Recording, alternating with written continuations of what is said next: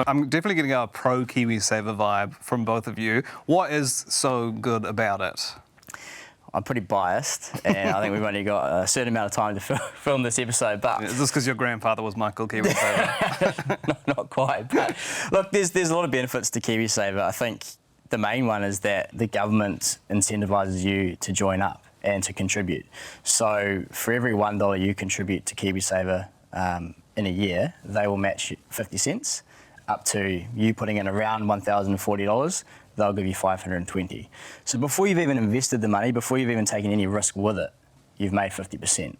Now, there's no investment out there in the world that I'm aware of that can match that risk-free investment performance. So even if you're not an employee, if you're self-employed, it makes sense to join.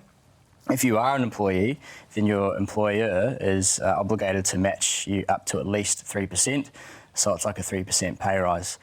So when you add that in, you're essentially doubling your money risk-free before someone like Caitlin gets hold of it in an investment fund and actually grows it for you.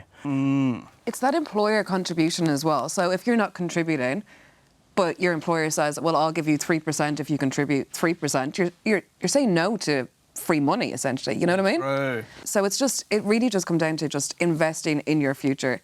You know, you're not going to notice it too much now, but you will massively notice it when you are of retirement age, and setting yourself up for the future when you don't have to work and you have this time in your hands and you can go and do all the things that you want. You need to have the means to be able to do it as well. So it sounded like KiwiSaver's got a lot of benefits, but there are still some people out there who aren't in KiwiSaver, who've not elected to join. Do you think everyone should be involved? Or are you worried that it's become too popular and millennials are going to reject it like they did with salted caramel? I don't think anyone's too cool for KiwiSaver. I probably actually sound quite lame saying that, but there it is, it's out there.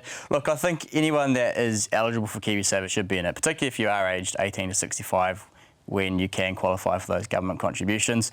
To my earlier point, it's free money. It's a 50% return on investment before you even invest the money. I think the only sort of real reason you shouldn't be in it is if you can find a risk-free return greater than that somewhere else. And are there any? Well, if you find one, let me know. Okay. I'm in the wrong job. Yeah.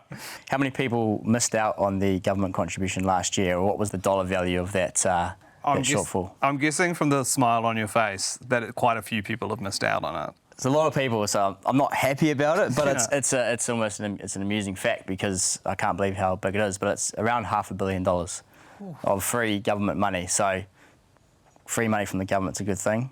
We need to make sure everyone's taking advantage of it. I've actually just looked at my KiwiSaver and the government contribution for last year was $450, which means that I did not put in the minimum amount I should have. Yes, you're part of that statistic. Yeah.